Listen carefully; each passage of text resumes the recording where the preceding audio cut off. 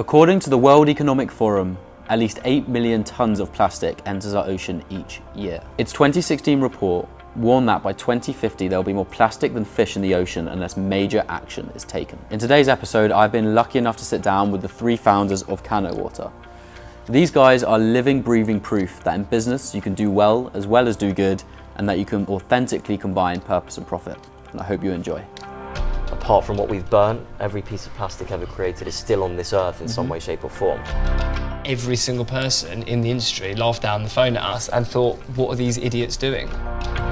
If you'd never known, you'd be like, oh, these guys have been up for a few years probably. Everything was there, just no product. There was a lot of days where I was questioning what I was doing.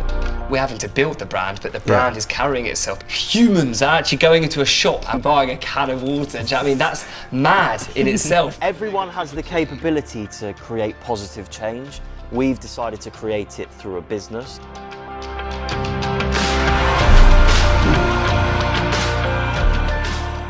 So I feel very honoured to have all of you boys here in one room. Just want to say as well, we're not just blowing smoke up your ass by having all these cans here. You have been the unofficial sponsor, whether you like it or not, to all of the podcasts that we've recorded before. Thank you.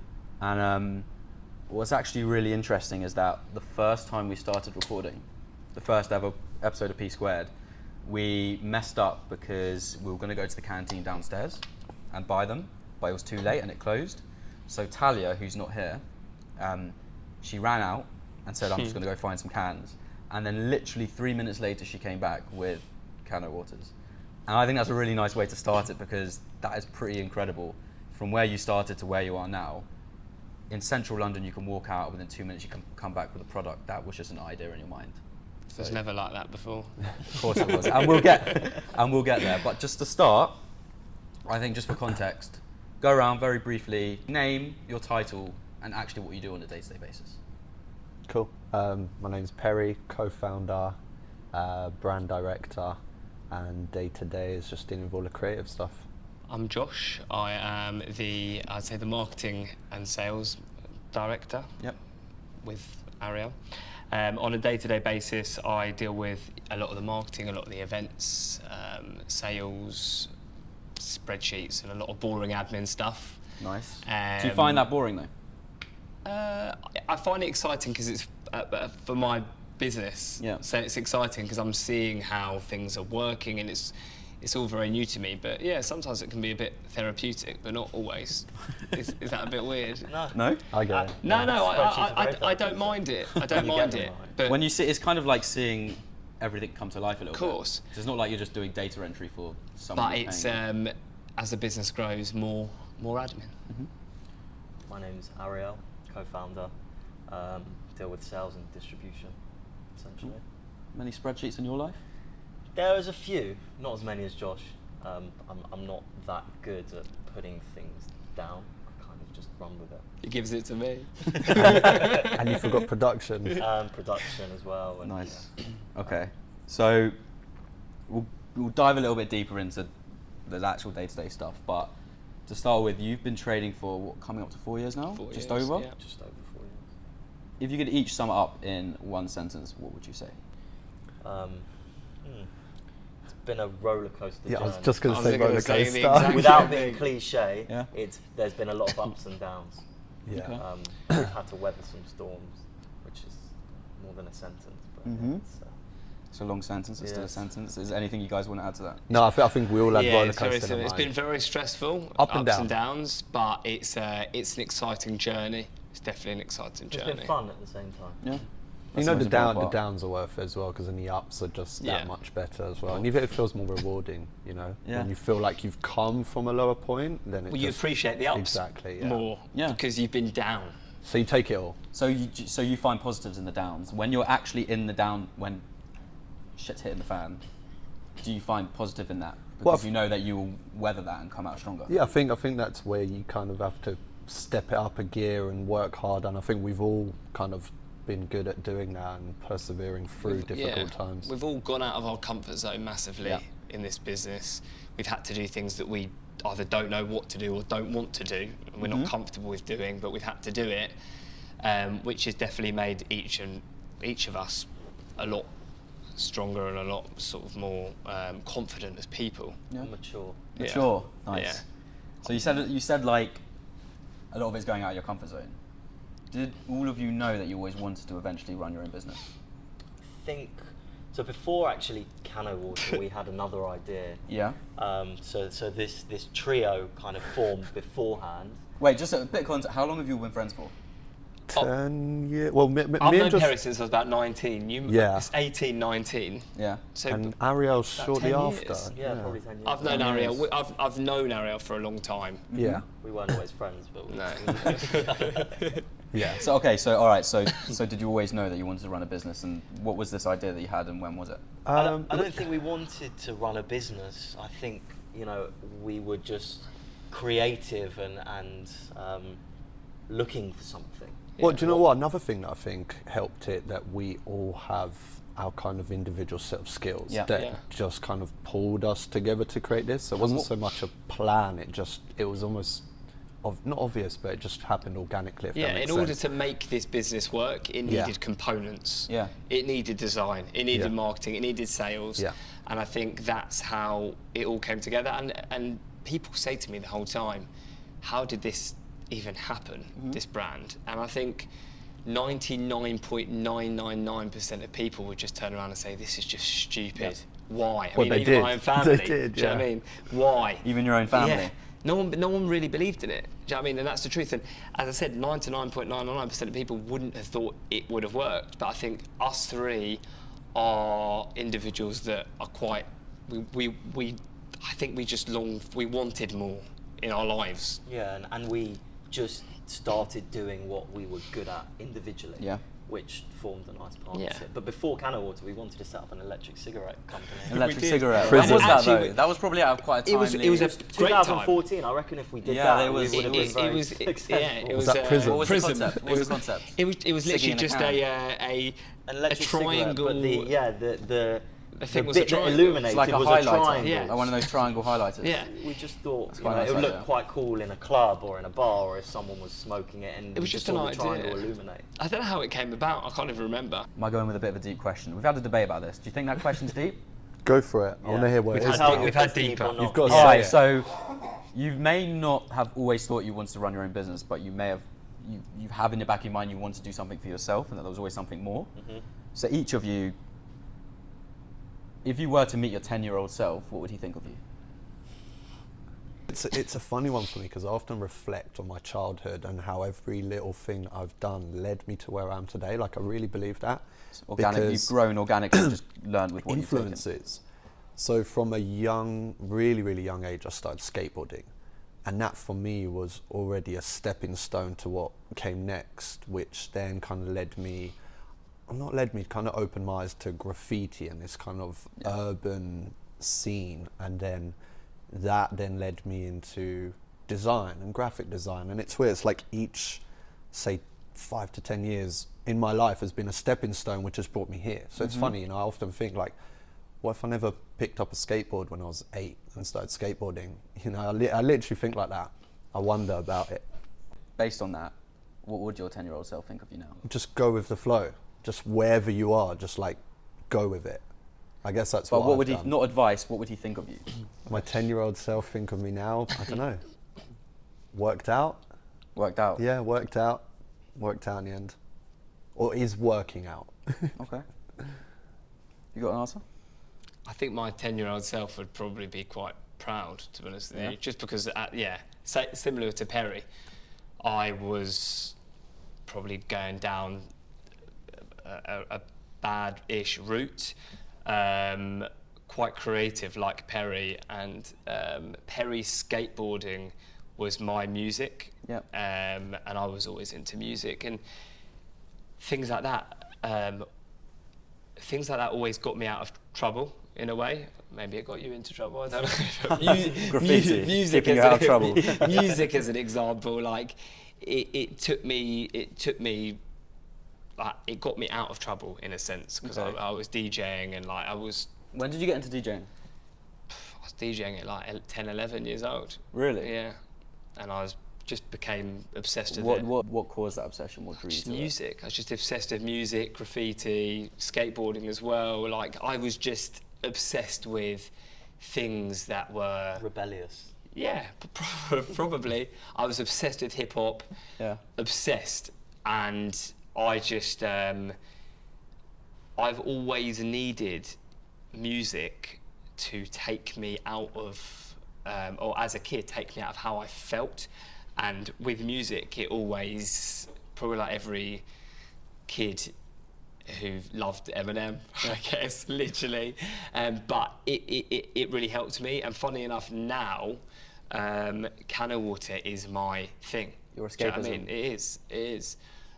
So what? I think okay, everyone so how has would it, you? whether it's the gym or... You're talking about like a vice, right? Yeah. So how would you compare music back in the day to CanO now? What are those similarities in terms of not dependency, but what that brings you? It just it brings me sort of happiness, I guess, and Yeah. it also I don't know, DJing for me, and it's probably similar to you. It's and the same with CanO Water. It's working towards something. Whenever I worked for someone else, I always felt like I was hitting a barrier. Yeah. Whereas working for myself, I've always felt like there's an open book, and music. It was the same. Teaching myself how to DJ, I always wanted to be like the best that I could be, and it's the same with CanO Water. I think that's how us three are so determined and are so sort of fixated on having the best brand and having this thing that could be like the biggest. And I think that's how we won't stop until we're there. It's kind of like you get out of it what you put in, and that's Yeah. what's driving you forward, because there is literally no ceiling to what you could achieve. Yeah, basically. I'd have to agree with Josh, actually. I think my 10-year-old self would be quite proud that Yep. I took risks, that I didn't, do the norm. Mm-hmm. If, for example, my parents had it their way, I'd probably be an estate agent or a lawyer, or have gone down something that was quite academic. Yeah. Safe. Yeah, safe. I when I was 11, I could have gone to a private school. I went to a state school instead. And like Perry said, there's been different choices in life that have taken me here. So I think, my 10-year-old self would be proud that we saw an opportunity and we ran with it. And I think all of us throughout our whole kind of growing up have always taken opportunities. It's almost like viewing and living life on your own terms, right? Yeah. Yeah, and There's not, a certain not fulfillment that conforming. comes with that. It's Yeah. very easy to, where we were brought up and where we came from, to conform and to have your standard 9 to 5 and Let's your let's three-bedroom. talk about that a bit. So were you a city boy for a while? Yeah. What was your rationale into going down that route? Was it pressure from your parents and family, or was it kind of in your peer group that was the normal thing to do? Is you go to university, you get a degree, you get into a good grad scheme as a banker or whatever, and then you climb the career ladder. But the issue with that is that that's why people are suffering from quarter-life crisis. You at the get moment, to because burnout, or you you've get to worked your whole burnout because life you worked your until whole you're life for 30. something. You turn back and you think, what was all of that in aid of? Yeah. Like, what was all of that in aid of? I never wanted to go into the city, so my dream was actually to be a pilot. Nice. And throughout my whole life, that's what I was going to do. There was no question about it. Up until what point? Up until the point that I went to Gatwick for my medical, and they told me I was colourblind and I could never be a pilot. So that When was was like... that? So I was never very academic, and the only reason I stayed in school was to go to university and train to become a pilot. Otherwise, it's like 150 grand Yep. of training. So at 17, I went to Gatwick to do this medical. I was going to go to the University of Bucks in Buckinghamshire somewhere and do commercial airline studies with pilot studies or something. Went to Gatwick, and they were like, they put me on this machine, which was just mental, because the books that you get where it's like Yeah. the dots and the numbers in there. Yeah. I couldn't see it past the first page. Put me on this massive machine with all pixels and different colours floating around. I failed that, and they said, really sorry, but you're never going to be a pilot. And at that point, I was like, okay, well, what am I going to do? Because up until now, that's all I'd ever wanted to do and wanted to know. So How did you process that at 16 within such a short amount of time, just having your whole dreams just crushed like that? it was horrible. I mean, there was a couple of weeks where I was depressed and I didn't know what I was going to do. Had an interest in psychology, but I didn't really do that well in psychology at school. And then one of my friends offered me a job in the city with the company that he was working 16? for. Yeah, at 16, going on 17. So you just decided against and no I thought, sixth you know form, no what, if I'm college. not going to be able to fulfill my dream of being a pilot, why don't I look into something that I could make, you know, a load of money in, or do something that financially will substitute, I guess, the enjoying what you do. So I went into the city. How long did that last for? Well, it lasted until CanO Water came around, really. But that was an FX broking job, which was basically making 300 cold calls a day and expecting people to trade with you, to do their currency transactions. Of those 300 people, you probably got 2 or 3 who were ever interested, and the others literally swore at you down the phone. But that was a really good foundation to being quite resilient in business, because working with your friends, working in a market that people thought you were kind of cowboys and they didn't even want to deal with you anyway, set me up to be able to really get on the phones and speak to people. As you said, go out of that comfort zone, right? Yeah, and then I went into recruitment, which I was actually really interested in because it was an interesting subject. It was high frequency trading, which was quite high level. The money was really good and could have been, you know, really good, and the people were interesting as well. So was that what was driving you forward throughout all of those early stage career decisions? Was it more financial, or was there more? It was more financial, but I think as a person, I just like to do things and get from A to B, and whatever B is, whether it's money, whether it's doing a deal, whether it's, you know, being the best in your company at X. So you like the end goal? I like the chase to get there and the end goal. How do you caveat that in a situation like CanO, especially at the early days, when B, like where you're trying to go, is almost so distant that everyone's knocking you down, and almost sometimes it's not that clear? Because there was always a goal, whether it was, all right, let's secure manufacturing, fine, call people, who does this, that and the other, all right, we found that. Then it was, how are we going to get into anywhere, find stockists, all right, who are we going to speak to? Is it going to be Selfridges, is it going to be Harrods? All right, let's put a nice email together and speak to those guys. Investment, again, similar kind of story, trying to get to the right destination. And I think with CanO Water, it was just, you couldn't ever stop. You just had to keep going forward.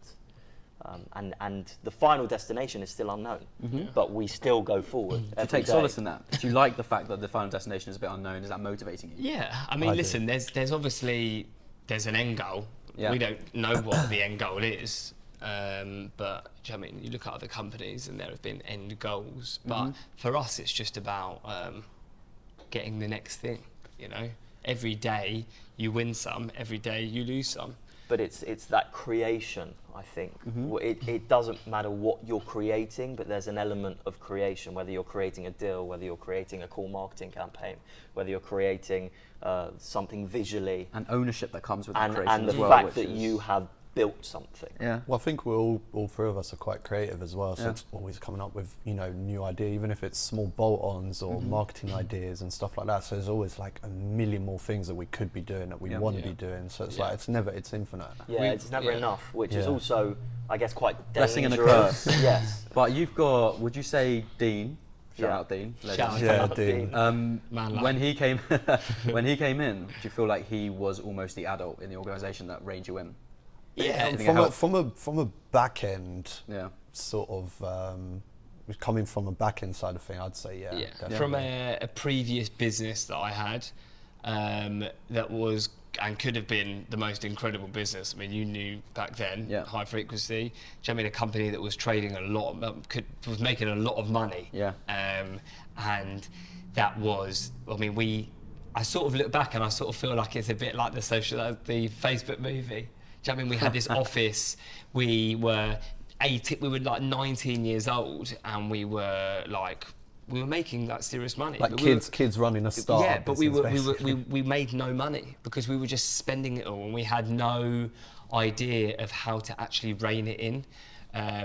We have no finance background, so I always knew that with this company, and I always got scared because none of us have finance backgrounds. So important. And the most important piece of the puzzle really is a good CFO who I really think knows. Dean came at the right time after we'd built the foundations of the business to then allow us to continue with what we're good at, but making sure that behind the scenes and also kind of in front of the camera as well, we weren't really fucking things up, which is important because it's that comfort blanket knowing you can do your own thing and play to your strengths, knowing that someone's in there plugging your weaknesses. Definitely. Dean's just very fair, and understands us as individuals.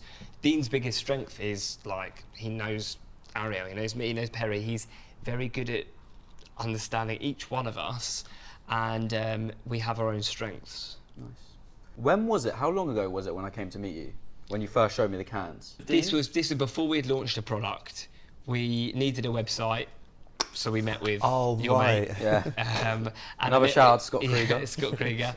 And met with you. You were too expensive then. We had no idea what we were doing at this point. We were getting things off of Fiverr.com, which was just a platform where you just pay some random guy in the middle of nowhere to do anything for you, because we didn't have the budget and we didn't have the resource. What jobs were you getting people on Fiverr to do, and what jobs were you? We wanted like animation. CGI We stuff, wanted to show people how to use the lid.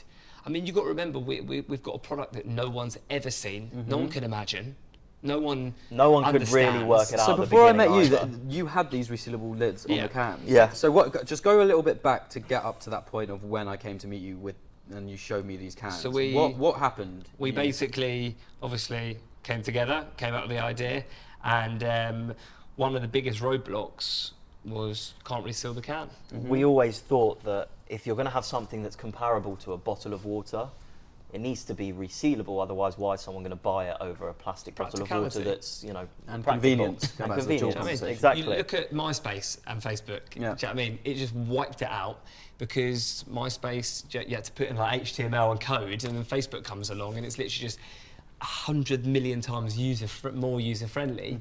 And I think our worry at the time is who's going to buy this product if it's not resealable? Yeah. Although our lid wasn't very user friendly at the beginning. No. And actually, a lot of people buy really. Ariel's going to tell you a story. So we found it on Google, actually. What, this? Yeah, found it on What did you type in? The company. resealable can. Resealable lid. Yeah, it was like Yeah. page 10 of Google. We literally were deep diving into it. You went into the graveyard. Yeah, and we spoke to those guys, and they were very receptive. You know, one of the guys there, who's not there anymore, at the time I think was very entrepreneurial, understood what we were trying to do, and was a bit of a risk taker, and thought, you know what, let's give these guys a go. But we, when looking to raise money, we went to a Virgin startup group that we applied for.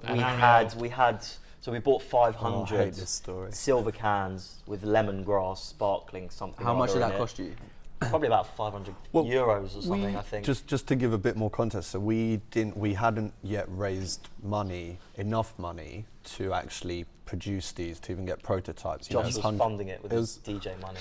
Yeah, I mean, at this point there was cash rich at the time. a few thousand pounds. Shout out Genie Event. A few £1,000s had gone into trademarking, printing out some brochures and leaflet, just making it look as good as we can. But we still didn't have a physical can, so we couldn't get them. We got like half a pallet. What was it? A few hundred cans of just non-branded silver cans with a resealable lid, and inside was lemongrass juice. And we literally masked the top and the bottom of the can, spray painted it white, and put a sticker around it, and that was our prototype. We had like a conveyor belt. Like Ariel would put like sellotape on the tip, Perry would pay it, I would wrap it, and there you go. Perry was great at wrapping it without there being a bubble. He had it, and where the labels Josh joined would up call perfectly. me up. Josh would call me up, be like, "Need you?" Just come round to his kitchen and just sit there. My whole house smelled of spray paint. There was spray paint all over your floor. Everywhere. I mean, we've damaged so many things, so many of my things over the years. Like literally, we have. But the reason we couldn't. The maddest thing about this whole story is the manufacturers told us that we could only produce, to produce cans, you have to produce 150,000 of each. So you have to produce 150,000, you have to produce 300,000. So we couldn't even taste water in a can, ever. We didn't taste water in a can until we that produced first 300,000. thing came off the line. Okay, so how long was a gap of when you first got that order? Like 6 months, probably. 6 months. So we tried to raise some money. We went to Virgin Startup. We had our spray painted can with the first generation lid. We were like, here, look, here's our resealable can. We're showing everyone in the room. I went like this, and the whole thing started gushing out, right? Everyone's laughing. So I'm there. I've got like highly embarrassed. I've gone out. I've gone.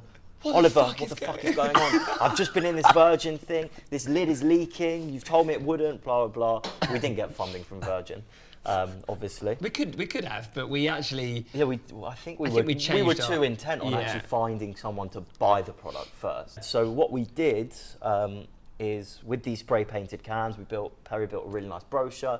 We did all the wording for it. It was more or less like a business plan and a strategy, but we stripped basically down created a brand Yeah. before it was a brand. We jumped ahead and literally made a brand. Like if you'd never known, you'd be like, oh, these guys have been up for a few years probably. Yeah. There's a website, there's contact, there's emails, everything was there, just no product. and no stockists. Yeah. So we sent this lovely looking deck to Selfridges. Well, actually, one of Josh's friends who knew what we were doing at the time somehow stumbled upon Selfridges had this scheme called Meet the Makers, where it was like artisan brands could go in and pitch their brands to the buyers there. We weren't successful in that scheme, but the buyer got in touch with us and said, we've got something called Project Ocean, which is where we're removing all single-use plastic bottles from our offering. We love the idea of your product because we haven't seen a canned water before, and it could fit, the shelf really nicely. And that was when your first order of 150,000 came through? No. No. No. So how did you fulfill? He told us we were going to have an order for 150,000. We went in there, Josh and I had a meeting with this guy. How did you feel going into that meeting? I mean, it was. How long of a time was this from when you started? It was scary. It was probably about 6 to 8 months. 6 to 8 months, and it was scary because obviously. No, that was in the first couple of months. That we. Oh yeah. That was like. We met with that was him. like May. Right, Yeah, we met with We him. didn't must launch have the been pretty business until crazy. November. That was May. We went in. We were a little bit nervous. Josh and I both been in relative businesses, so we'd had meetings with people, so we could kind of stick up for ourselves. And we were like, our minimum quantity is 150,000. He was like, I love it. Great, I'll give you an order for it. But the truth is, everyone that we had told beforehand thought it was a stupid idea. So I think that we just thought we were walking into this thing. It's great that we've got to meet with Selfridges, but I don't think that we were that optimistic. We just were excited but very nervous. And as soon as he turned around and said, oh, yeah, that's fine, I think that Ariel and I were just fucking blown away. And I'm like touching Ariel's leg like this, like, what the fuck is going on? And we left that meeting and we literally did a lap of Oxford Street. We walked around for the about next 2 2 hours, hours. just being like, oh my God. we didn't even talk to each How other. do we do this? Like, we were so pumped that we got this, but it was now, right, we actually have to make this. And how are we going to make 300,000 cans without a constructed order? It wasn't like, it was just kind of sentiment. We said, yeah, we'll take it. We knew we needed funding. We needed circa probably 100 grand, or even we need 50 just to. Yeah, we didn't even know just that. to, do you know what I mean, produce the cans. So, all right. So, this is obviously a big part of your business and your lives. This very stage when you were figuring out what the hell are we doing now.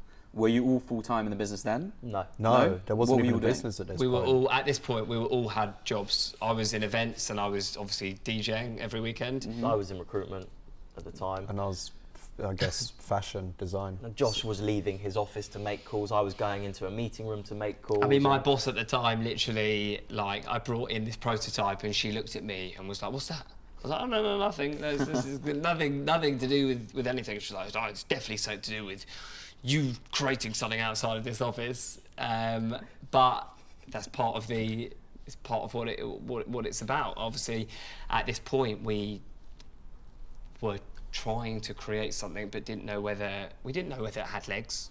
And when Selfridges obviously said, "Let's go ahead," that's when I think that we were all like, "Oh shit, this is real." So at this point, we'd figured out what we needed, right? And it was just a case of raising money, and that's a funny story And how do you know that came the about. funniest thing about the raising money side is that raising money is really, really, really hard. But the way that it happened was, this whole business has been strange, to be honest with you. Everything has just fit into place, and basically what happened... Did it fit into place, or did you make it fit into Well, place? maybe No, we made it I fit think you into make place. your own luck. Right? Yeah, You've you got to do. work 100%. hard to be in the right place at the right 100%. time. It definitely. But everything that we did, we put in the effort, we spoke to the right people, at the beginning was relatively seamless to get the product out there. Josh used to send emails from CanO Water about his DJing jobs, which Oh no, he did No, accidentally. I didn't. I basically, my phone defaulted. All we had is a little signature that basically just had our website and the name. And I sent, someone sent me a DJL email, and I replied, and my phone defaulted the signature. These two went absolutely minted at me, and I got an email back being like, I need to speak to you right now. I need to speak to you right now from this guy. And I basically called him, and we spoke and met with him, showed him the brochure, because he had showed some interest, and his past life, he was an investment banker. So he turned around and he said, listen, this looks absolutely phenomenal. You need to come and meet a few people I know, and raise you some money. All right, so at this point, everything was kind of on the up. We were Looking building more momentum. optimistic. You're building We were momentum, but getting before excited. that, you went through a hell of a lot of no's, even from your family. I mean, yeah. I mean, How listen, did that impact your drive? It didn't. That's the Didn't? truth. No, because I think Why? because fuck it. I think we love I wanted this to work. Perry wanted this to work. And do you know what? The truth is, if I was by myself, I'll be honest with you, the CanO Water, each of us, it wouldn't have worked, because we probably would have been like, What are we doing? I think here's the other thing as well, Yeah. sorry, just to, because there's another important part that we saw something that a lot of people hadn't yet, which came a couple years after, when everyone started clocking onto this, you know, why we're actually doing this. Because at this point in 2015, we figured out that this was a solution to a problem, and no one else had really caught on to that yet. So everyone was just going, As in, why? no What- one caught on to the fact there was a Yeah, problem. like, No all, one problem. caught all I on would to- get, all I would get from people whenever we'd speak about it was like, but what's wrong with plastic bottles? Yeah. That Really? was it. That was everyone's natural response. So They were how like, did why? you- Out of how the did bottle. we figure out what- we just figure out the problem in the first Ariel place? had gone to Thailand. He had seen how bad the plastic was. So And simply we- and we just came saw back on and the did a lot beaches of- in Thailand Yeah. and in some of the remote islands there was just plastic bottles everywhere. Yeah. And how did... And research. We We'd just- yeah. researched so much into this that we had now all the credentials on aluminium, plastic. We just really educated ourselves ahead of, you know, the media educating the public. We already did all that research. We already knew. So by the time the news started putting out all these facts and figures, we already knew all that like a couple of years ago. Like we really just kind of stumbled onto it, researched it, and just became obsessed And you with know it. the thing as well, the fact that no one else really in the world was doing it like this. You felt like kind of like pirates. Excited leading me, the way. and it's excited all of us. Well, we more knew than it. ever. We believed that we had the best thing since sliced bread, honestly. When Josh sent that email from his CanO Water email, the reason we went mad is because we didn't want anyone to know what we were doing. We were so scared that someone's going to copy us or do something, you know, to jeopardise it. jeopardise it. That's the thing, and I think this as well. You need, if you're starting something like this and you're actually looking to trigger real change in the world, you need to have a delusional amount of self-confidence and passion, so that counteracts all of the no's, so that it doesn't even enter your system. I mean, we say And it that's all the what keeps time. you There's more going. than ours confidence If as we well. knew what we were getting into, the truth is we probably wouldn't have done it because of how Difficult hard it it's was. actually Looking at it been. rationally, But the truth is you've got, we were naive. Yeah. And it was a good thing. How was that? That's a Okay, good all thing. right. So I love this kind of topic. How do you think naivety has played a part in your success, Huge. or not overall Everything. success, just getting to the point of We used to Selfridges? call up people and they would just laugh down the phone at us because the water market forget about the world, the water market in the UK it's impossible to I mean, people were saying it's impossible to penetrate. You're not going to get any market share. It's never going to work. You're never going to do this. And the truth is that the naivety got us through that. It's like, Well, do you know another okay, thing? all right, thanks for your input. I think another thing a lot of people do if they start something, whether it's a brand, a concept, business, whatever it is, they go out and they promote that. And one thing that we were really careful about, and I feel like such a horrible person I was, because I honestly used to be on top of these guys like, don't do anything. Even after we'd launched, we were so careful for the first year to not self-promote because it was so kind of foreign to a lot of Do people. you still agree that that was the right thing to do? In a sense, correct me if I'm wrong, I kind of think it was. I think that's helped our confidence. I think it was because it gave us that cool factor that no one knew who was behind it. Is it a big drinks company? Is it a couple of guys? Yeah, Do you think that was almost like a safety yes, net? yes, completely. From a confidence point of view. I think it was saving face. You Also, know? especially in where we're from, or even like it can look, because obviously a business, if you start as like 3 friends, it starts really in your social crowds. In your community. In your community. So I think a lot of people were like, if they saw it was just us, I think they just would have been like, oh, it's just these 3 guys. these 3 guys. They're never going to get anywhere. And it's easy to pick on, right? It's just easy to and downplay we didn't want it, people to know that we were just 3 young guys. We wanted people to, think that we were bigger, because let's be honest, people weren't taking us seriously anyway. But if they thought that we were bigger, then they might have. Or someone who not knew what they were doing, but had a previous background in FMCG or understood the market, but we didn't. And I think that naivety allowed us to make decisions that otherwise, if we were backed by someone bigger, or our investors have been fantastic to us and they let us get on with it, we could have done things that wouldn't have been what we truly believed and were organic. And I think that authenticity is what's really helped us. Yeah, and I think that's what Bad habits, isn't it? I think that's what put the brand in front and let the brand do the work and not kind of like, the people. But what do you mean by that, make the brand do the work? Well, aesthetic, so that story? so that people don't see 3 guys talking about a brand they've created, but they just see the brand and they buy into the brand. Bigger than you. Yeah, bigger than us, exactly. I mean, from it day wasn't one, always bigger than us, though. No, it was. I mean, it still isn't really. What? Right? It's still us kind of.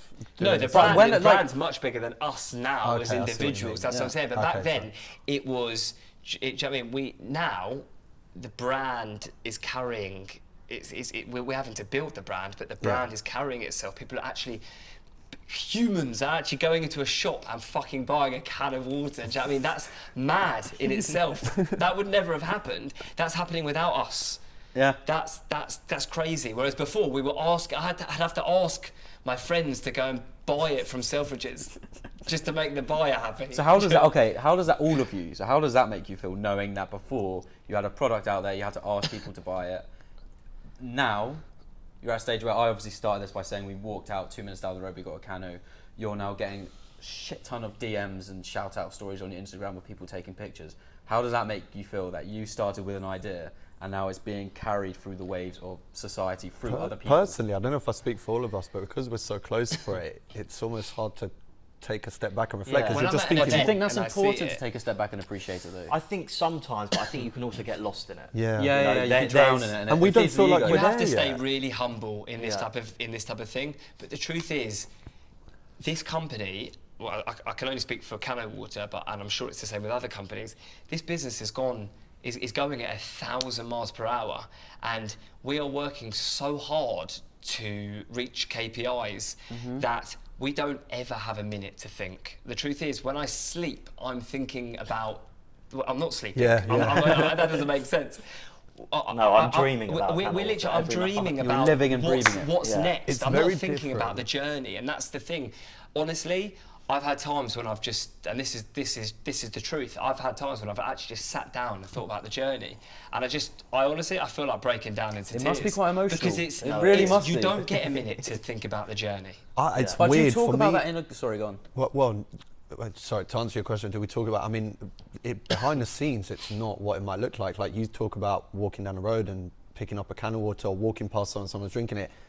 Personally, you don't think about that in a day. You're so busy doing more of that. I think it's important to share wins with the team, and we're always sending things that we've seen. Someone sent us this. We do that every we day. were on this channel or this and that, and these are the things that keep us going. But you can get very distracted by celebrating your successes constantly. And it becomes an egocentric. Exactly. So do you think between you 3 it's almost like an unsaid thing in the air? That you are going through this journey together as mates, you are seeing such success. Yeah, of course. That you almost don't need to talk about it and address it because you're all sharing the same thing. I don't know, it's also kind of a blur because sometimes it feels like, oh my God, can't think back to a time before CanO Water.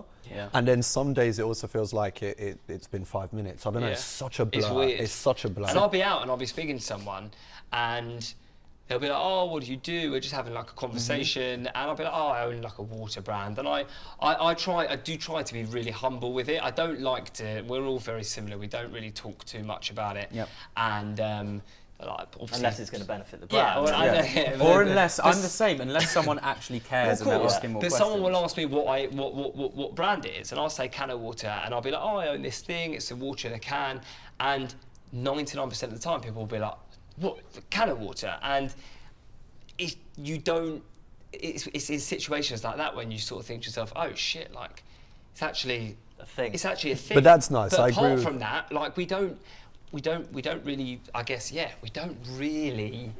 It hasn't hit. It definitely hasn't hit us. And the truth is, it probably won't ever hit us until we reach this end goal one day, because we're constantly thinking about the new thing. And one thing I've got to sort of say is, CanO Water is the truth is us three, in the sense of we are not going out of ourselves to do what we do for this brand.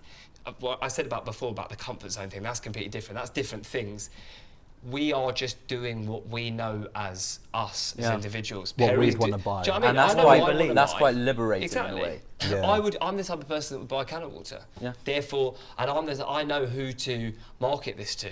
Ariel knows who, or both of us, we know who to sell this to. Perry knows, from a design point of view, what people want to see aesthetically. Well, in a way, we do it for ourselves, and I guess that's why it is You're quite. scratching your own itch, It's right? quite unconventional to other water or some water brands, but yeah, I guess it's just a reflection of our own influences and what we like and what we want to do, and just doing it not for ourselves, obviously, but just doing what we're passionate believe about. and what we think will work. You know, I feel like we always want to say, I love holding our product. It's like a producer making music, or someone like creating clothes and just wearing. They're the only people who are wearing their clothes. The something you're proud of, basically. We're proud of it. I mean, besides solving the It's problem. two sides of it. You're solving you've got a business which is solving a huge issue. It's tangible when you're seeing it. But also the other side of it, which I'd argue is almost more important, is the fact that you are waking up every day, doing what you want to be doing, living life on your own terms, and seeing the success of that materialise in real time. And the best thing is, we're putting something out there that has a purpose and is changing the way people do something, and the way people are doing something and have been doing something is not the right thing. Okay, that's so the truth. did you launch CanO as a means to solve a global issue, or did you always want to start your own thing? And the fact that you could solve a global issue was the cherry and icing on top of the cake. I think it came as a hybrid. Yeah. I think very early on in the journey, we understood fundamentally why this is better than a plastic bottle, and we started talking about that to people. But at the same time, with Perry's vision, really, and Josh and I's vision as well, we created something that we really love. But wait, just quickly, do you mean did we want to start a business together? Or did this just kind of happen and brought us together? I'm talking more about the I don't think we purpose thought. element. I don't think there was 100% purpose when we launched it. I don't think we thought that we was going to solve a global issue. I think that When did that click? I don't think that Researching. No. I'm saying it from the point of view that everyone wants to solve a global issue. I don't think that we thought that it would be as big as it is now. I don't think we thought that we would be in multiple retailers across the country. I don't think that we would be in every single head office in London. We hoped that we would, but where we are, I don't think that we realised that. I think that a lot of people just We didn't realise how big it could be. Yeah, we didn't realise how big. Are you talking about the problem? Well, the problem, the brand, people's and the reception problem. to the problem, and the brand itself. We only. It's funny because we were. At the very beginning, we were like, "Oh my God! Imagine if we sell 1 million cans." Now that's like. Ariel said he'd get a tattoo. Now that's like a 2 week. Where's your tap, man? That's like a 2 week occurrence. He'd right? be he'd be covered. Every second 1 million cans sold. But Ariel's covered. and we aspire to create something that had a purpose. We didn't ever want to put something out into the market that wasn't. Back then, how would you have purpose-led. defined purpose? Back then. Well, purpose was a better alternative. Yeah, we always had a better alternative we always use this analogy. Yeah, you've got BlackBerry, you've got iPhone. Okay, everyone had a BlackBerry. You had a BlackBerry. Everyone had a BlackBerry. And one day, your other mate got an iPhone, and you turned around to me like, why the fuck have you got an iPhone?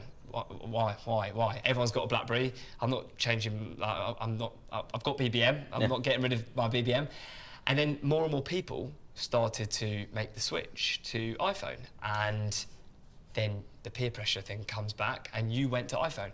And after a month of iPhone, you look back and was like, what the fuck did I have a BlackBerry? You get to a point of critical mass, don't Exactly, and iPhone, it had more of a purpose than BlackBerry. It was a lot easier to use, it was different, it had aesthetic, and I think that with CanO Water, it's very, very, very similar. We don't need plastic bottles. Plastic bottles are not infinitely recyclable. They're polluting the planet. We know it, we see it every day. It's a global issue.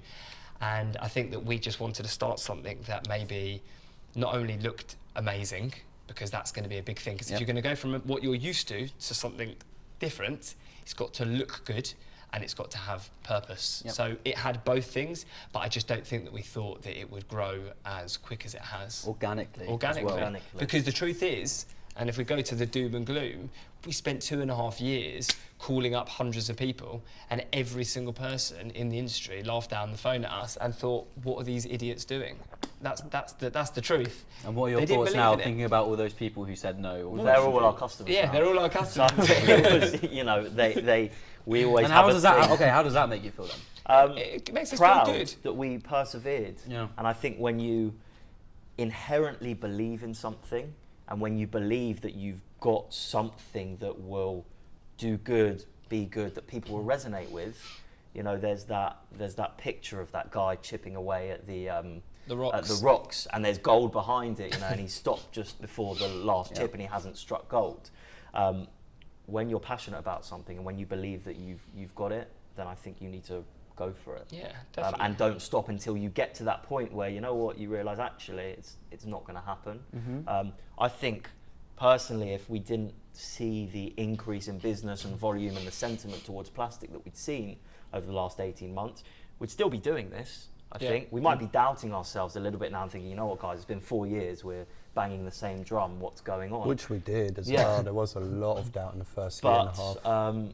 You know, we believed in it so much. Purpose really, purpose drove us really, because we were saying to people, the plastic, and people were like, and that I would say that was a big driving force for Well, the other thing us. as well, we always kind of believed in this as well, and as hard as it was at the start, and it was doubt, not so much in this, but doubting whether we can do this in time, you know, before running out of funds, or just managing to actually go over the line. But we were also worried that if we didn't, someone else would. I remember that would always be a conversation. It was like, if we don't make this work, someone else just will. Like we were hell bent on this. And that idea must be painful. It was. The so number painful. one comment on our social media for the first 2 years was, I came up with that 10 years ago. I did it cheap though. That's what I was thinking about much. when you were paranoid about sharing your idea or the concepts that people could steal it. The thing I always think about is that people can steal your idea, but they're not going to do it better than you. No. If you've got the passion, sorry to do a name drop, the passion, the purpose that we've just been talking about for your concept, and you are delusional to the point where you need to bring this to life, no one is going to even come close to it. But authenticity is everything. It's so everything. What does authenticity in business, in life, whatever, mean to each of you? I mean, personally, for me, you've got innovators, and I always say this, you've got innovators and copycats, and the innovators are the authentic ones. They're the people that come up with the ideas. They're the people that come up with new ideas. They don't copy anyone. You can take inspiration, but you're just constantly coming up with new ideas. And then they're the ones that suffer the pain as well. Do you know what I mean? They're the ones that do all the groundwork. And then you've got the copycats that come in and might do the same thing as you. But the truth is, they will never, ever beat you, because the truth is they're constantly having to copy other people. Well, it's like opening a door, right? If we open a door now, it's open, right? Everyone can walk through it. I mean, for me, authenticity is buying something that you create, is wanting to create something, that you would buy.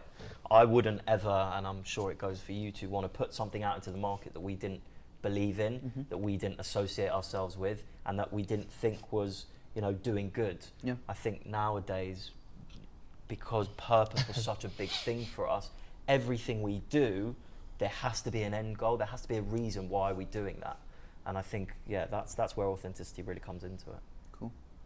And then, have you had a chance? I completely forgot. I agree with both points. Yeah, doing something that we we are customer of as well. You know, it's making something that you want to buy at the same time as well. And and just not copying something. Not conforming. Yeah. So back on your point of innovators, obviously 3 innovators here.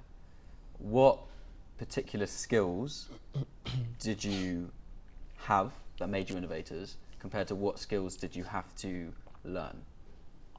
The things that we had to learn aren't our innovating skills, if you're my honest opinion. Yeah.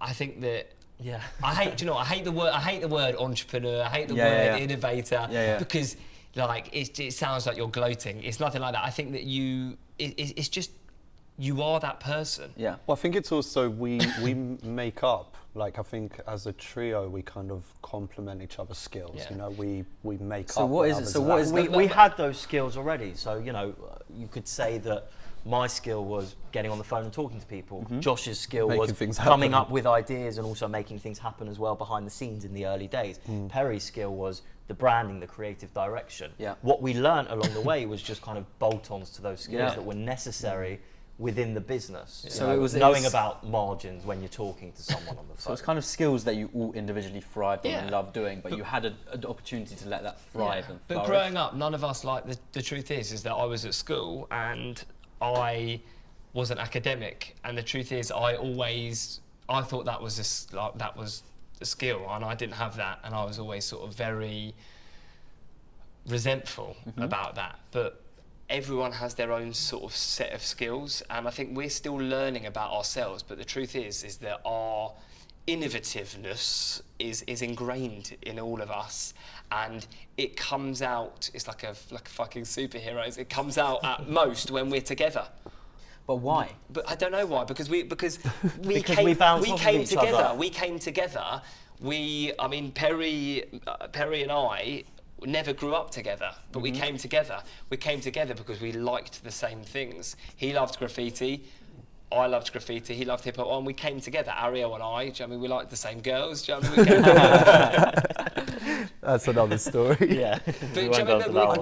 we came together as 3 people. I think the answer who are really similar. is that there's certain things where we can't do what I can't do what Yeah. Ariel does, Ariel can't do what I do, and vice versa. And I think that's where But the 3 of us together are. yeah. But then when we superhuman. come up with an idea, we all know where our place is in that. Yeah. Because it just happens. And also it just the falls into innovative place. side, none of us want to do something that's already been done before.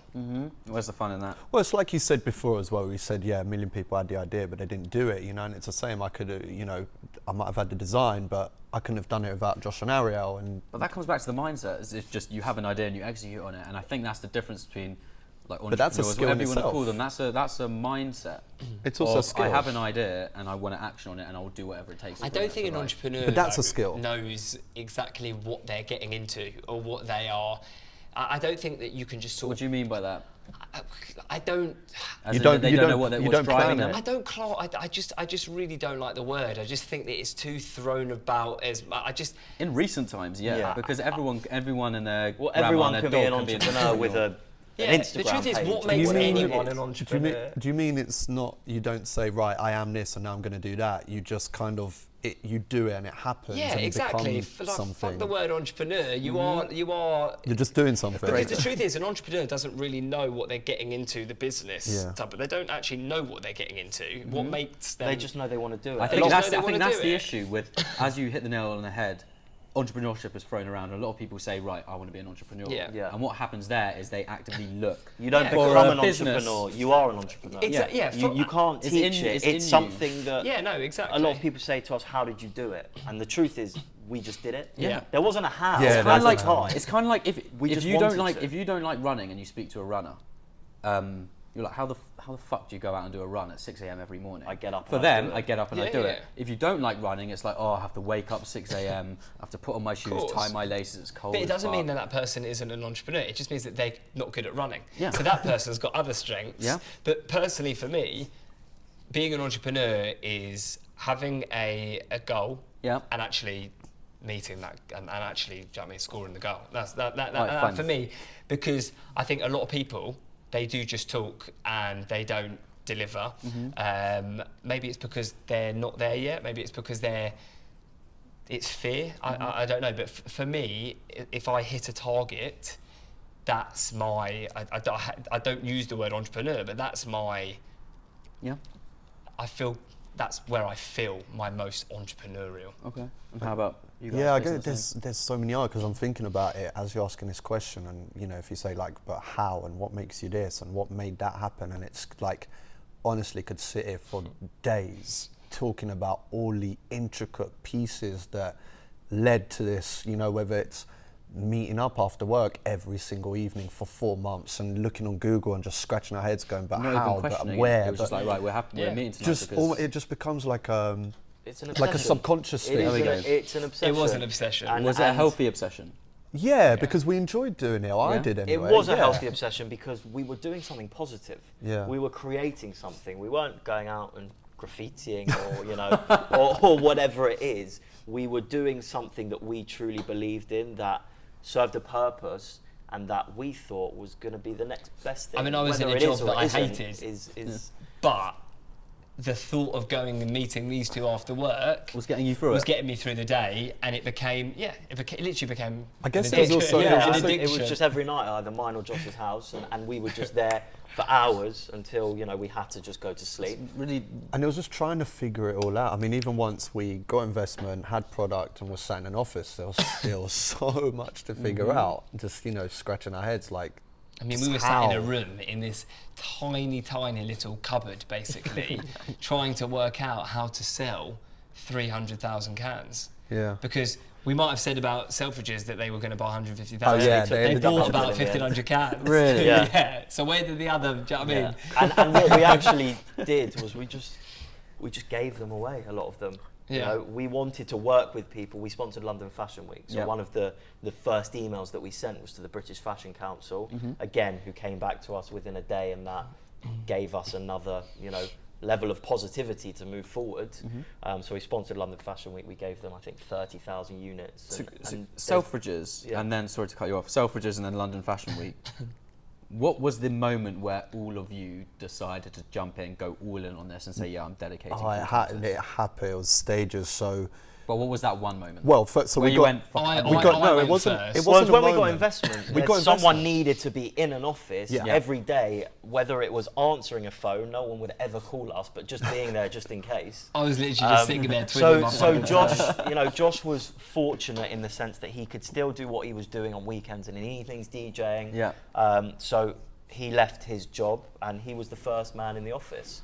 And then About a month after, would you say it was you? Yeah, well, no, I think that was. Few Yeah, months I after. left in December. What made you? What I made needed you? Ariel. I honestly, So was it? Did you it was leave mainly horrible. because of the pull from Josh, or the push from I need to get out of this environment? No, and go straight I into it? enjoyed my job. Yeah? I was very motivated and I enjoyed it. I enjoyed the people that I work with. But for me, it was the belief in myself that I could always do that if this didn't work out.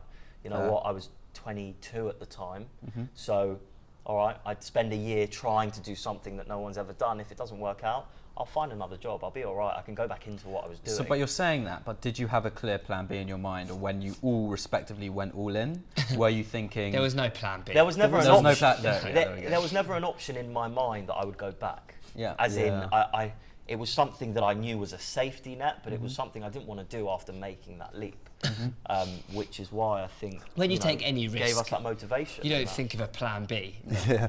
You don't. I'd ever say think of- Ariel may in a sense of line of work, may have taken the biggest risk, just in the sense that what me and Josh We can do did was freelance. still, yeah, you know, with creative stuff and DJing also kind of indirectly creative as well. But then I guess to actually leave like a 9-to-5 career, I mean, Yeah. correct me if I'm It was like putting it it was ba- a badly, 24 but you know. Well, yeah, Yeah. he's in an industry where you have to build yourself up from T-boy to. Yeah, I do you know had what I mean? you So know, he's 5 leaving. years of reputation that I was one Yeah. day just not going to be there. It's a lot at stake. But Yeah. we all, yeah. I mean, at this point, we had investment. I think that gave us a lot of confidence Yeah. that these people actually gave us their money, Who were successful Yeah, in there their is, own yeah, right, and they good- could, you and know, we good people so to be backed by. speaking personally, and you probably agree, but their judgment actually gave me so much confidence. If you two Yeah, agree, same. the fact that successful people say, "Here's money for you to."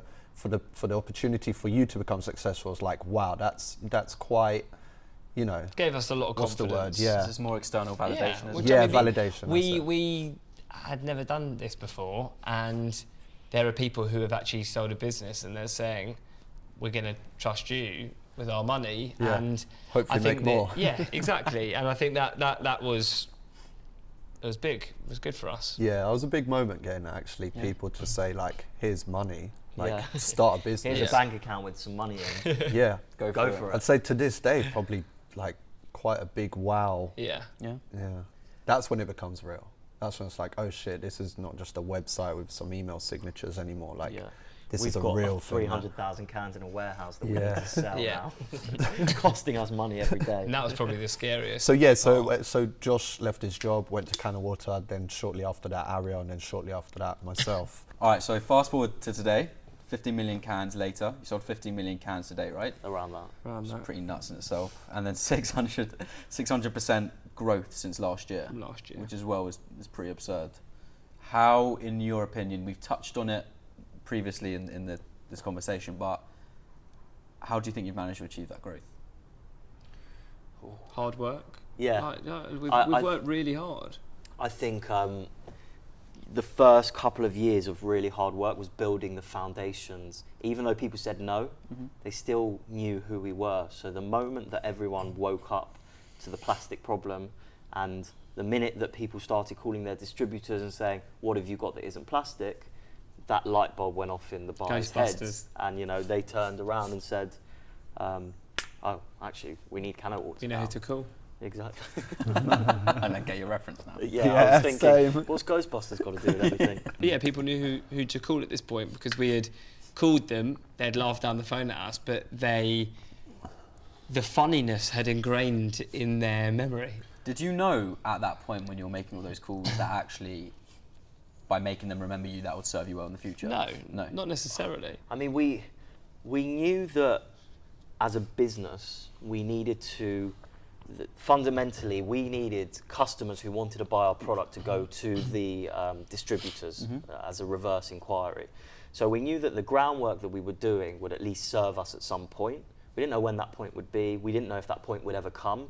But we fundamentally believed that we were doing the right thing by speaking to all of these people in those first 2 years, regardless of whether they bought the product or not. Obviously, we hope that they did. What we did is we actually weren't really getting anywhere. We were in Whole Foods, we were in Selfridges, we were in quite a few independents, but we weren't actually getting anywhere on the phone. Places, but So Ariel and I actually went to a meeting, and someone said to us, really what you need to be doing is you need to work out, do you want to be sales or do you want to be marketing? Because right now you haven't got the funding for you need to work out where you want to align yourselves. And I think that at this point sales weren't growing really. It was no one really knew about us, and if we went into Tesco's, we'd be delisted after a week because no one would pick us up off the shelf. So we thought, you know what?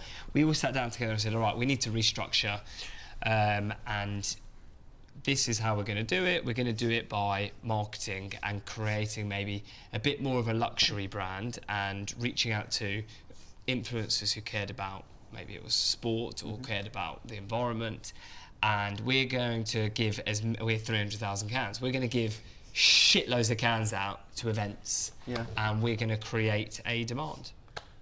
And all along this time, whilst we were trying to create more sales and get the brand out there, we were actually building a brand. Yeah.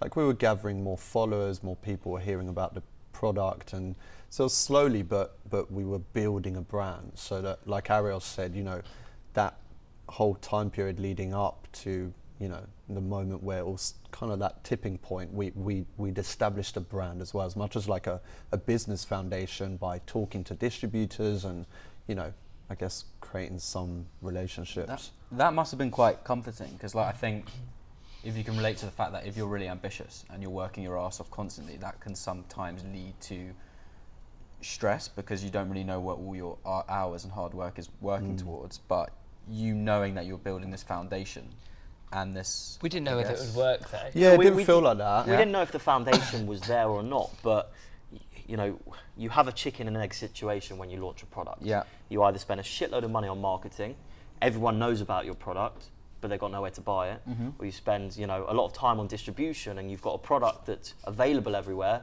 but no one knows about it. So you've got to find this healthy Happy balance. medium. And you went for the marketing. And we right? went for we both. kind of went for We a went for combination both. of the two, you know, with Perry's skill set and what we were putting out from a creative perspective. Visually, the brand was very stimulating and aspirational. And then, you know, Josh and I were doing the kind of distributional side of it and the selling and speaking to people and saying, we've got this amazing brand, And the putting it cans into the look right good. people's hands as well. And it was just an amalgamation of all of these things that at the time felt like small steps. So you said that you were, I don't know if you said you were in a meeting and someone told you about that balance between marketing and sales, and maybe at that point you wouldn't have necessarily seen it in that light. What advice did you get given early on that really impacted you on achieving this growth? The truth is, we did. Do you know what? We didn't. actually didn't get any advice. That's the Yeah? truth. And Well, we- everyone had opinions and thoughts. Everyone had opinions, but the truth is, we always said to each other, we need to find someone who's owned a drinks company. We don't know anyone. We need to find someone who has a drinks company. And the truth is, I don't think that anyone could have given us the advice that we actually needed. We had to because learn. What we advice did you need? Well, the advice at that time that someone would have given us would just go back to your day jobs. This is not going to work. Probably. You know, anyone really credible who would have given us advice at the time, I went to meet with a couple of people who had founded some very big drink company and sold them on. And, you know, they basically looked at me and said, you've got, your proposition is so thin. There's nothing here. It's a can of water. Yes, it's more recyclable. Everyone's still buying plastic. No one's going to spend 30, 40 pence more on a can of water. It was actually at the time, it was quite a blow. It was quite disheartening. a You know, we thought we had the next best thing, and there was someone who'd been there and done that, who turned around and basically said, "No, you're mad." You were saying before how all the no's went over your head. Yeah.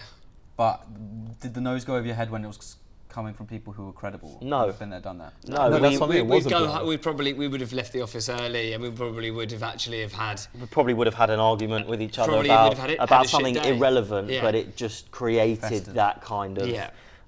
you know, that environment. You know, But another. Sorry, go on. no, there was a lot of days where, you know, personally, It was, yeah. I was questioning what I was doing. I was kind of embarrassed that I'd come out of the city and, you know, been this guy who was earning decent money for my age and could have gone on to do this, and that I'd gone and I'm selling canned water. And you know, a couple of times I sat there at night thinking, what the fuck am I doing? Like, How long did that rut last for? on and off When it for happened? probably 6 to 9 months, to be honest. You know, but you would wake up, you would get on with it, something relatively positive would happen, which would, you know, let you finish that day maybe on a bigger high than the day before. Yeah, there was always counterbalances. So, you know, you might take a blow, but then you'd get a little win, and there was always these pipeline opportunities. There was always something to look forward to. If I remember right, anyway, speaking for myself personally, there was always something on the horizon, whether it's, you know, potential listing with a stockist or meeting Just someone emailing It's you funny back. because I It was just always something that kind of kept the hope there. There was always something there, like it might have been the shittest few months, but in a few months we had Fashion Week. Yeah. Do you know what I mean? Fashion Week went completely dead. We get an email from David Gandy, he's a massive fan of the product. On to the next thing. Whenever there's Yeah. things as trivial as just someone who's got 10,000 followers posting your picture. Yeah. Yeah. You know, which in the scheme of things is quite irrelevant, but it gave you that, all right, well, Yeah. this person sees something People there. have got no idea how much people helped us. The consumer who didn't even realise that they were Yeah. doing so, they just thought they were posting a picture of CanO Water. But That to meant a three lot to boys who Yeah. who thought that they It's were really true, actually. flogging a dead horse, it really picked us up. I agree, yeah. Even just seeing someone going to Whole Foods or Selfridges, take a picture and go, wow, this is incredible. That, you know, at the time, maybe not, but when I reflect on it now, subconsciously, that really kind of like, Yeah. oh, well, this person gets it. So it's not, you know, I'm not mad. It's not just me. It's not just us three. and We're not crazy. one thing we had to do a lot of sampling when we first started, so it was was horrible. horrible. It was horrible. Horrible. And we still do. Well, you're but- standing, so I remember a good example. I was standing in Whole Foods, Yeah. and again, come from a great job, whatever, and I was literally asking people, do they want to try our water? Here, would you like to try some water? People would look at you and think, try water? Like, you must be mental, it's water at the end of the day.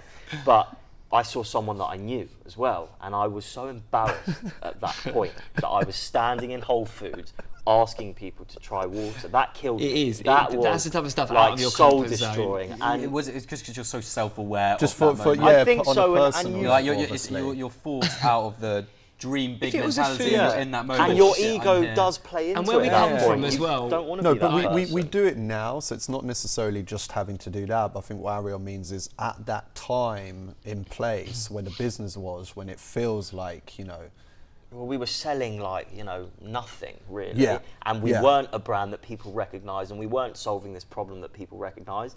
It was difficult. It was difficult to step out of your comfort zone and to put in the work that you know is necessary whilst feeling insignificant But and advice insecure at that I time. would give to people is that these steps, when it comes to starting a business, Oh, absolutely. you have to do this stuff. You have to eat the shit. Do you know what right? I mean? Yeah, you've You got have to. to. It's not I even am that, so it's- much more confident from it. it's well, yeah, and not to add to that, it's learning, and yeah, just going back to the original point. I feel like we've learned so much in that time that if you took that time away and the struggle and the having to figure things out, we probably wouldn't. You wouldn't want be that shortcut. able. No. Well, we 'Cause wouldn't it's be the learning. it It's not wouldn't just happen. learning; it's learning by experience, and Yeah. going through that Yeah. is very different to just reading. I a piece sat of with paper. someone the other day who asked for a bit of advice. They're starting a company, and I was talking to him about the business, and it's an FMCG brand. He's doing sweets, and I couldn't believe, like, I was just talking to him, and I couldn't believe the actual, like, You knew how what much you were I've talking learned about. and how much I know. It's all in your head. You just don't even know it. You just need the right And questions. going back to bring it out. advice is that I wish that I had advice like that, but the truth is, who would give advice to someone or to people who, when they don't really, no one really believed in it? That's the truth. So And I think we a lot couldn't of, really get a lot of advice people's then. egos played into Yeah. it as well. Why, Yeah. you know, these guys, they're wasting their time. But fundamentally, what we did at the beginning and the hard things that we went through put us in good stead to be able to actually capitalise on when it started going well as well, because we knew what we needed to do. We'd been there and we'd done that. And how would you advise someone on doing something that hasn't been done anyway? Yeah, exactly. What advice would you give? And the truth is, going back to social media, with social media and with sponsoring, even to the point of sponsoring posts, I used to do that. It was just about getting people to see the Validation, brand. yeah. That was so important, and we got so caught up on trolls and people, and that was a massive blow. I mean, let's Ariel talk- used let's- to used to block every person that Let's trolled. talk about that because I think that's, Yeah, we were that's- like, you can't do that. If I could, I probably would have found their details and like sent something to them. Ariel used to take it so personally, Yeah, but because blocked. it is. This is something it's that your you baby. spent you know, the last 2-3 years working every day on, blood, sweat and tears. You don't want anyone to call your baby ugly. People, No, people used to exactly. say, what type of idiot, and I actually, fun enough, I knew this guy, and fuck you. I basically, he said, what idiots, I think we'll show what that one.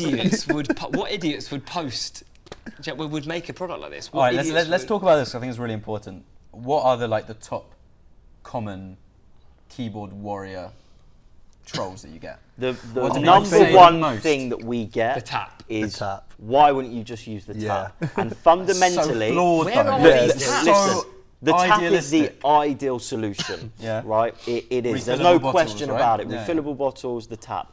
But so many people don't like tap water for whatever reason. They think it has a taste. They don't trust the tap water. You know, there's a lot of, obviously, globally places where you can't drink from the tap as well. But a lot of people, we've been conditioned into this world of convenience where everything is at arm's length. The amount of plastic bottles that people buy on a daily basis, I think it's 1 million a Can't minute. just get rid of on the go. You can't just say to everyone, you know what, you're never going to be able to buy anything on the go ever again. It's like Take saying, this with you, sorry, otherwise no more you'll- meal deals, you'll make a die. sandwich at home. Exactly. No, it's I was true. just going to say We that. Yeah, you had, can't eat out anymore. Bring your own food. Lunch, set- breakfast, dinner, Exactly. everything. Yeah. We It's sell not in a realistic, large. isn't it? We sell in a large cricket ground, yeah, and someone put up a picture of someone drinking CanO Water, and some person wrote below, "Why not just use the tap?" And one of the people that worked there turned around and said, "We've got 40,000 people that come to our stadium. Like, we can't just." What if one of them forgets their bottle? What if someone faints on the floor and there's literally there has to be an on-the-go option. It's just not realistic, and I think these people, What are you, I hate to say this, but what are you doing to make change? Well, just to add as apart well, from just writing on people's Yeah. posts. just to add as well, we actually we have refillable flasks that we sell on our website, and we all use them. But you know, you don't. I don't know, on a Saturday forget night. It's not realistic. Forget them. People I'm not forget carrying it them, with me. people don't want to wash them, you know, people, it's just... It's so like easy you to said. say these things, trolls. It's so easy for them to say it, but I think hitting them on the head. What is it that they're doing? exactly. But Well, and we, you know, we do challenge people sometimes who really You have to. go for it and say, well, what are you doing about so- a problem or creating a solution? So all right, so that's one of the big ones that come up, and you just gave your answer. What would be another one that you come across on a daily basis? you can't reseal it, but then obviously we show them the picture. Why would you of drink the water lid. in a can when you can't close it? Yeah. And then we introduce them to our resealable can. And a lot of people- You know, most people actually that troll us, through education, we do convert them. Mm-hmm. And a big thing that we've been, you know, quite intent on from day one is educating people, Mm-hmm. whether it's through point of sale material, whether it's through statistics that people didn't know, interesting facts. That's and what I think, happens when you're pioneering, right? Yeah. The education element has to come from it in your marketing and your external communications. yeah, you know, we had to tell people it's resealable, this is how you do it. We had to show people the benefits of using aluminium versus plastic. And fundamentally with education, you know, you can sell more product because people understand it more as well.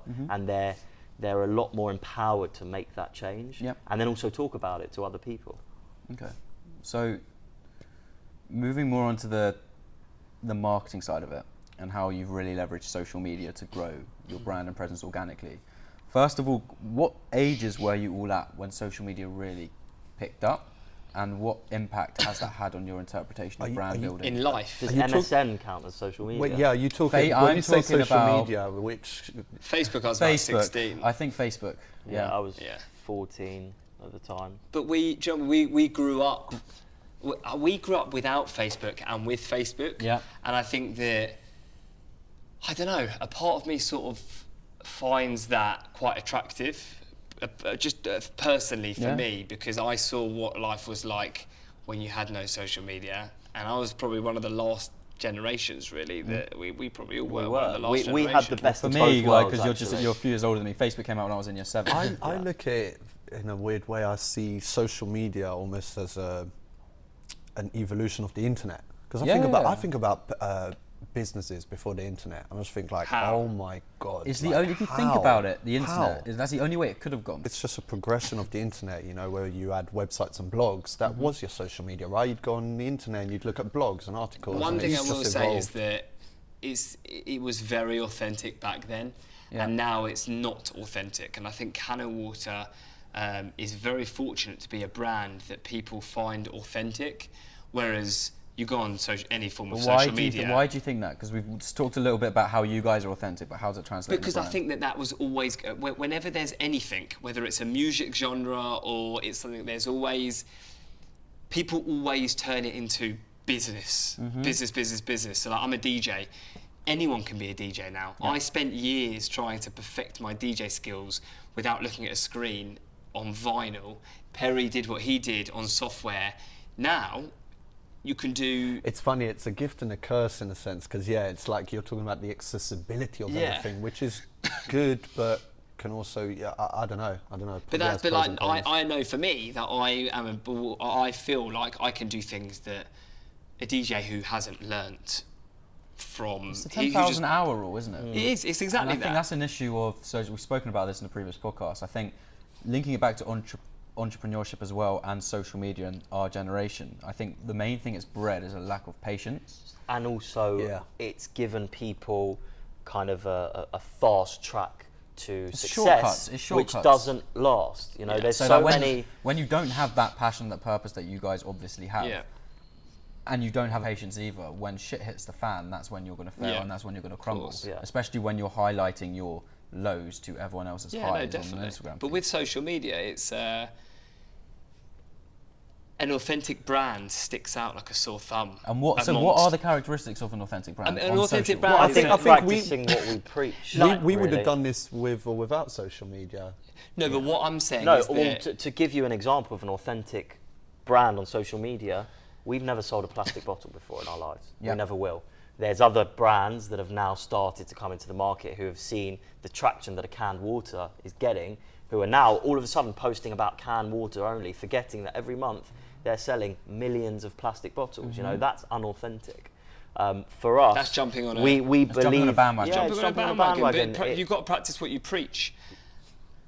Okay, so let me rephrase the question. From a communications perspective on social, how do you practice your authenticity? Or is it again not thinking about it? I think we don't think about it. And everything's organic. Everything's organic. It's not someone from a reality TV program holding the can and like smiling. It's in situ in a place where it's actually real. Well, it's funny. It's kind of like we're conscious about it, but we're not conscious about it, because again, it plays into what we were talking about earlier, which is like we're just doing what's true to ourselves. We talk as ourselves. Like just as we're sat here talking about it to you, is just how we talk about it through marketing, through POS, to distributors, to stockists. Like there's one side to it, basically. It's things that we believe in. Yeah. You know, we wouldn't ever put something out, for example, whether it's a statistic or a comment that we haven't personally believed, fact-checked, and you know, we know is true. There's plenty of other brands that, you know, greenwashing is a big thing now. Greenwashing, yeah. I remember I sent that to you. Yeah. There's plenty of brands out there who will talk about, you know, whether they've gone down this route or that route, and actually, fundamentally, it's just marketing. They haven't practiced what they've preached. It's cause marketing. Yeah. And you know, like you look at plastic bottle brands over the past sort of however many years, 30 years, it's all marketing, and it's all marketing bullshit, because it's actually not true. Everything we say is factual. Everything we do is organic. And if any one of us was uncomfortable with it, it wouldn't go out into the world. Yeah. And okay, I guess this is a bit of an open question, because I still want to stay on the same kind of topic. I think it's fair to say you've grown organically, right? You haven't, like some other competitors that we won't mention, you haven't bought your way to this position. You've grown and you've earned it. You've earned people's attention. Yeah. And I think it's fair to say that the majority of that can come down to Instagram, the peer pressure, the FOMO element that we're talking about. What has that been like, growing a community and seeing it flourish in front of your eyes? I mean, it's exciting. Our whole lives, let's be honest, is Instagram. Yeah. We all go on Instagram. We all love Instagram. The feeling of getting tagged in as many photos as we do on a daily basis it's the best feeling. I mean, I personally go through every single person who tags us in a picture. And why?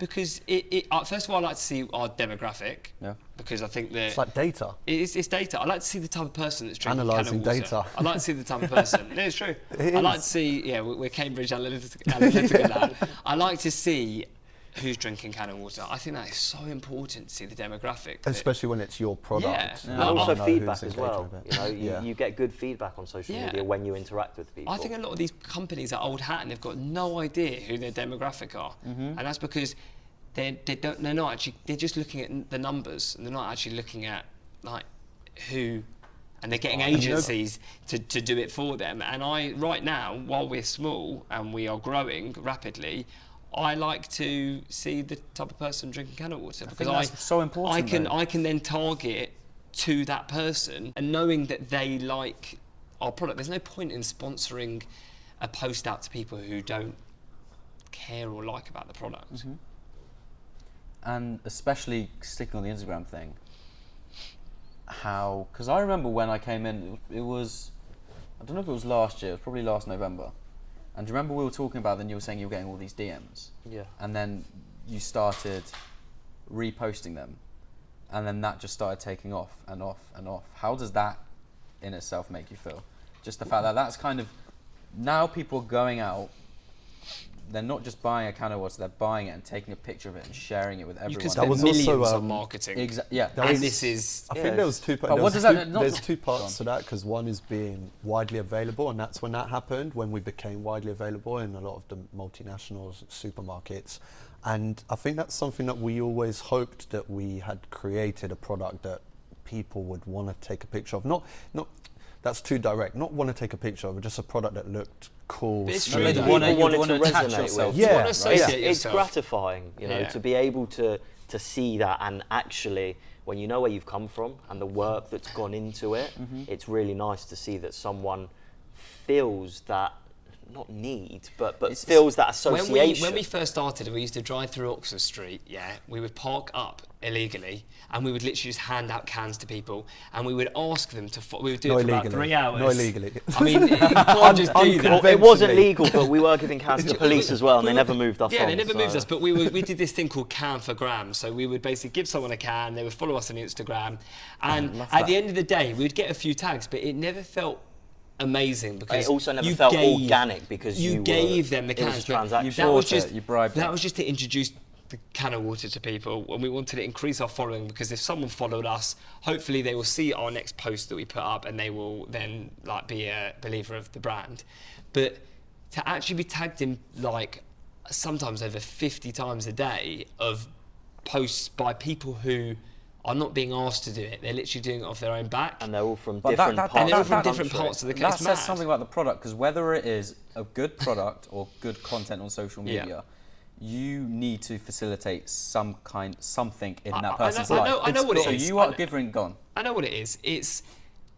They're becoming part of a community. And people want to be seen to be doing good things. Yeah. It's both of those. It's both of those. Exactly, no, that is, no, Harry, exactly, it is both like, of for those. example, he posted it, waiting for a repost. He didn't get it. Next time. Do it again and we'll repost it. So there's two things going on. There's the wanting to belong to a community, but also wanting to post something out to your network to show you, I didn't just buy a can of water, I bought something this is a that statement. helps me It's a statement. explain who I am I to the get, world. honestly, so many people say to me, like, oh, my younger daughter, we were out and she asked me, she begged me to buy a can of water. It's still sitting. People don't want to throw CanO Water away. They actually keep it in their house like it's like a mantelpiece. Yeah, it's mad. But when we first I still started, get that a lot. People, like, when we're doing sampling, someone will come over and go, You must can I love that. As the guy, as the designer and the brand behind it, you I'll must be love honest. that. I'll be honest. No, it's Why? funny because I just We want them it's to a mission. recycle it. Yeah, obviously. Yeah, and also I just feel like it's a mission. You're just on a mission. You know, you're heading somewhere. You're not really. we grew up with brands like Adidas, Nike, I mean, all, Facebook, Instagram, everything, where we are all obsessed with it and we've all grown up with it. And do you know what I mean? You get the new pair of shoes, you get whatever you get. We've all grown up loving these brands, and to feel like we could be creating something that could one day be something as big as that. That's what feels good. I agree. Okay. Yeah, That's what feels good. So based on that conversation around a brand, what is your... did we talk about this when the cameras were off, about our thoughts on brands and that kind of thing? No, What makes a brand? don't Did we think talk about that while we were live? What, I don't remember talking So about like, in that your at all. opinion, in your opinion, because it kind of gets thrown around a lot. Yeah. What is a brand to you? What is a strong brand? Oh right, yeah, we were talking about this As in before we specific started. examples of strong brands. No, to you, What what makes does a a good brand? I mean, for us, it's purpose, really. Yeah, nowadays Has I to serve think, any you know, purpose. if I see a brand out there, and there's legacy brands like Nike and Adidas and all of these great companies who've done great things, they're not necessarily solving problems, but they've been able to integrate into culture. Yeah. You know, historically, that for me is what represents a good brand, someone that's been able to really weave their message into the fabric of humanity. It's true. And for me, on Spot on. But now, I think purpose is even more important. Huge. If you don't have that authentic reason to be there, it's not as exciting. You don't really aspire to be that brand or part of it or resonate with Do you think it. that's a sign of the times, though, in the shifting consumer values? Yeah, So definitely. it Consumers have always got so comes down much to choice culture. now. It always comes down to culture, Yeah, right? People get you're bored right. so easily, but like, look at brands like Netflix. It's just, do you know what I mean? But When that you- serves a purpose. That serves a purpose, exactly. It's Amazon serves a ingrained in purpose. our souls. Facebook, Instagram, they serve purposes. All right, maybe the purpose isn't to create a Convenience. better world from an Good. environmental Convenience. perspective, but you know, They maybe trigger some kind of change, positive Yeah, or of negative. course. I also Yeah. think what we were saying before, it's also experience, like user experience. I think that And comes also, into I've got it. to say something. You say that about Facebook, about the... Would as many people know about the problem if there wasn't Facebook? yeah, but Facebook serves a purpose. Yeah. It's connecting the world. But I actually think that, Oh, for okay, instance, so- Netflix, Plastic Oceans, Yeah. millions of people have seen that film. Those millions of people wouldn't have seen that without Netflix. So I think that they all are all actually, in a way, they're all serving it. They are Well, serving There's Netflix it. negatives and bringing positives. So content. my, Yeah, exactly. I've said this in the podcast before, but my thought is that social media has allowed us as a generation to instantly be able to empathize and understand people's opinions and outlooks from halfway across the world. Yeah. That has in itself made the world a lot more of a much smaller place, Yeah. and therefore made us authentically give a shit about problems happening.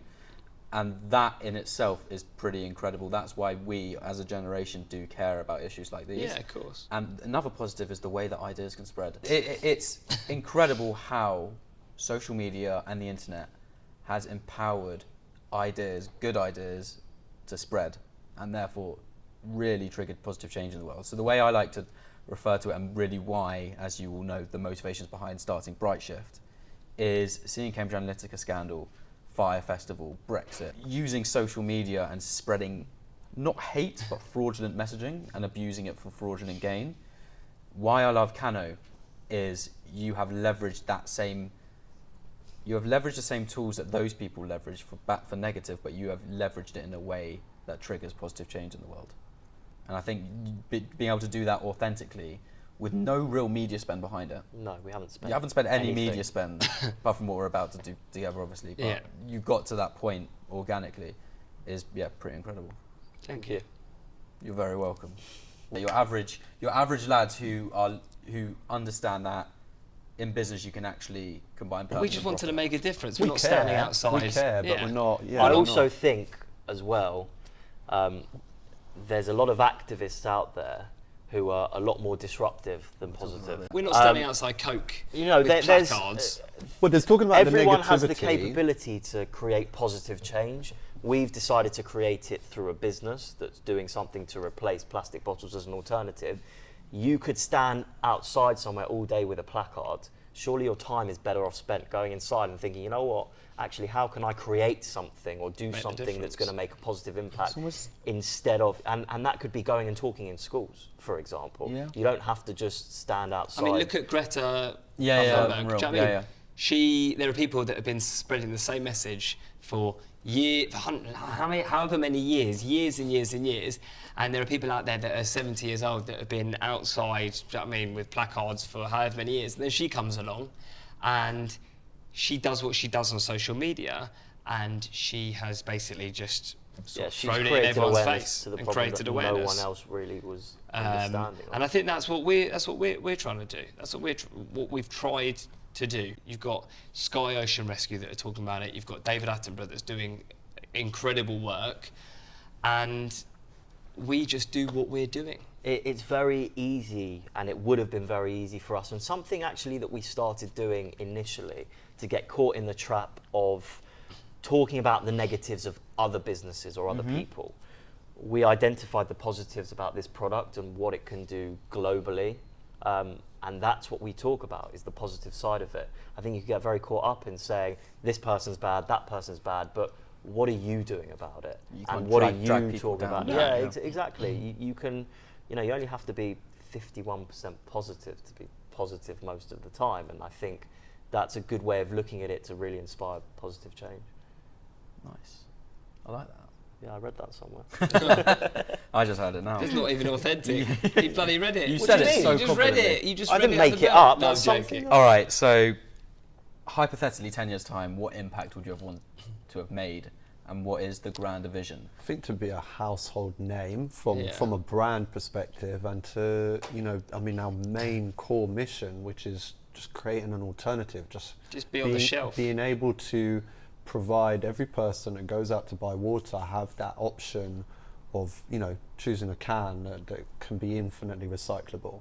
I mean, I'm not going to go into too much detail, but I think as a business and as a threesome, we understand the process of creating a product like this, which can be applied to many other different, products in the household, in the workplace, wherever it is, that are predominantly plastic. And plastic, apart from what we've burnt, every piece of plastic ever created is still on this earth in some way, shape or form. Why not create products that close the loop and that always come back as their So intended it's bigger purpose? than water. Yeah, I think, It's an umbrella. as Could be. Nice. a real goal for 10 years' time, water is a segue into a bigger proposition. Okay. Water's just such a big. A lot of people say to us, "Why not flavors? Why not flavors?" One day we might do flavors, but right now, like, we want to conquer the water. The water element is. Fair enough. It Focus starts- on market share. Everyone does What are your flavours. KPIs? What are your KPIs? Specific market share? Market share against total water? Basically, market just share get against- into everywhere as much as possible. Our That's the KPIs as a truth. business are being on every shelf where Yeah, plastic every bottles single are shelf. sold. If we're not replacing it, we're there as an option. Yeah. Okay, fine. Yeah. You know, that is our goal from this product. And I think that, you know, we're doing well. There's a hell of a lot more work to do. But in an ideal world, there won't be any more plastic bottles on the shelf, and there will be canned products. But right now, we're giving people an option. We're giving them a choice. They Yeah. they can choose between A or B.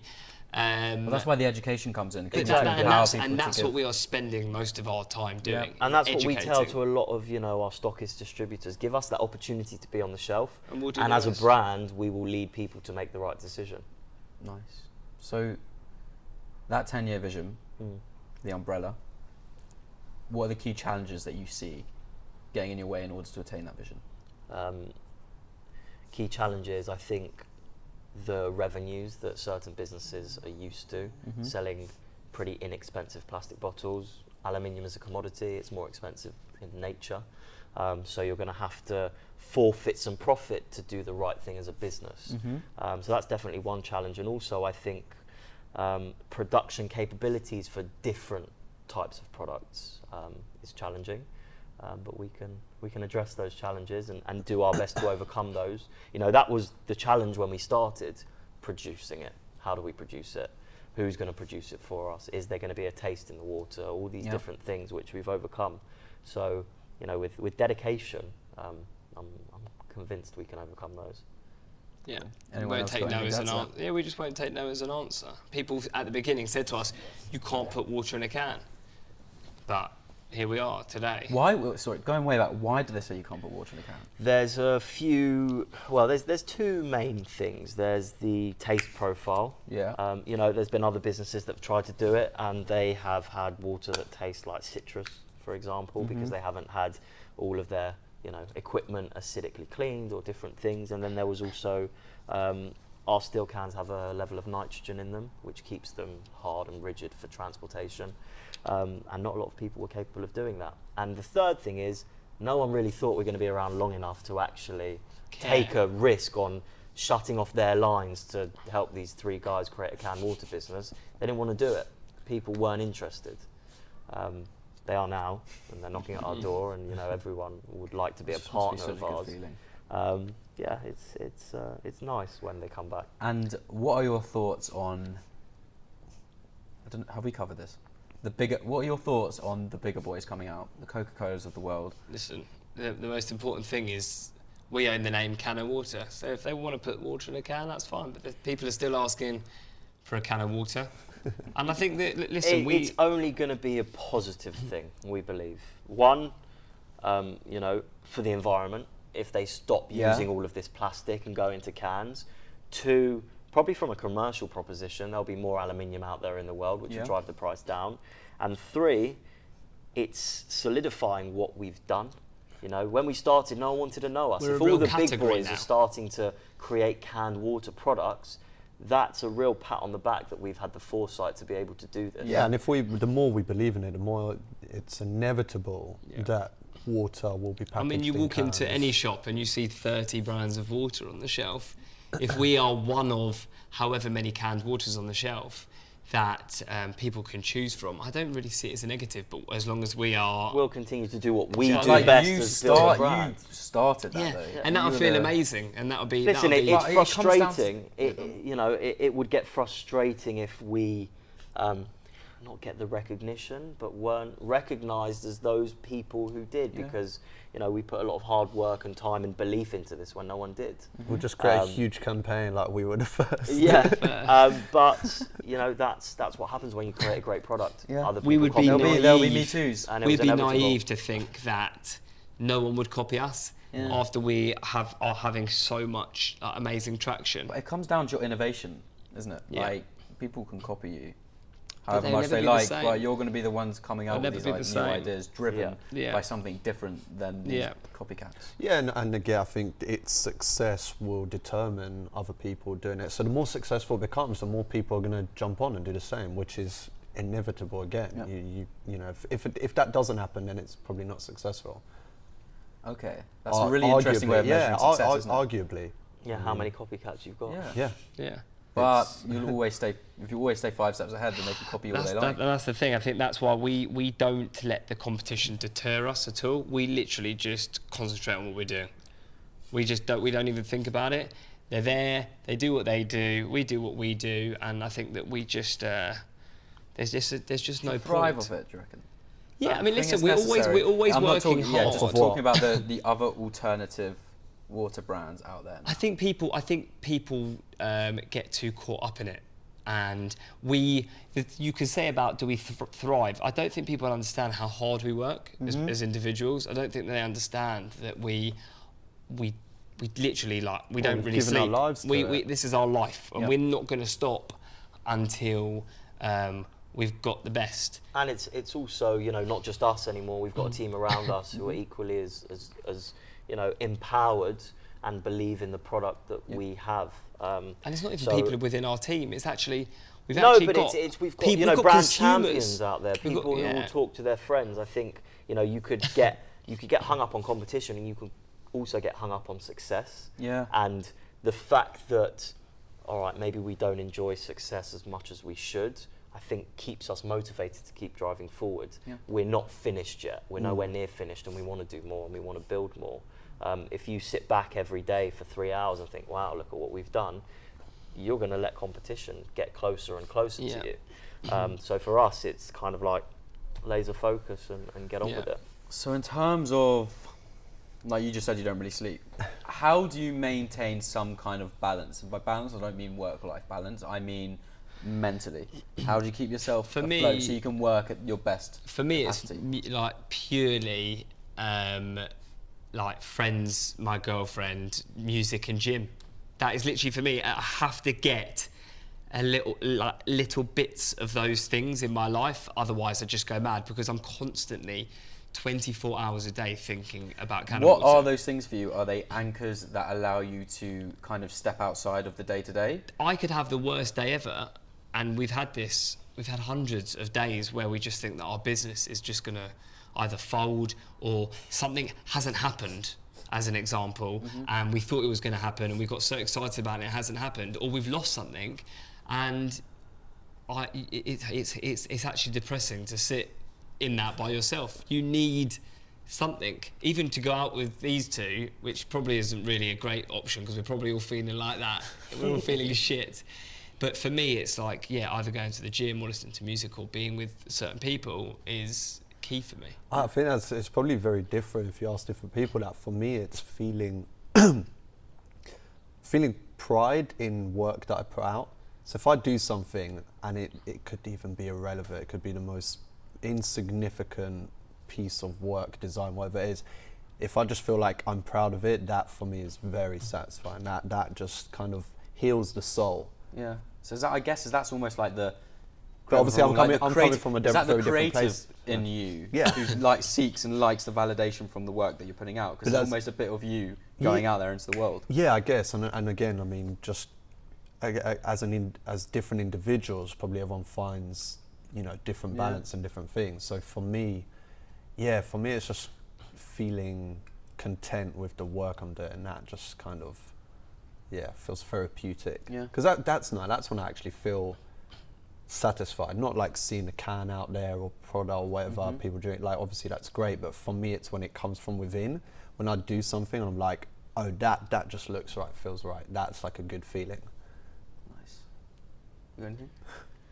I think exercise really is important. You know, if there's days where I don't exercise, I feel more stressed. I think it really, because like Josh said, we think about this business 24/7. Before the last thought before I go to bed and the first thought when I wake up is CanO Water and some part of it. So I think being able to take time out, exercising really is that break where you're focused on hitting your personal goals as opposed to thinking about the business. And I guess it's kind of, you all described it initially as a roller coaster, and that's mentally and physically, more so mentally.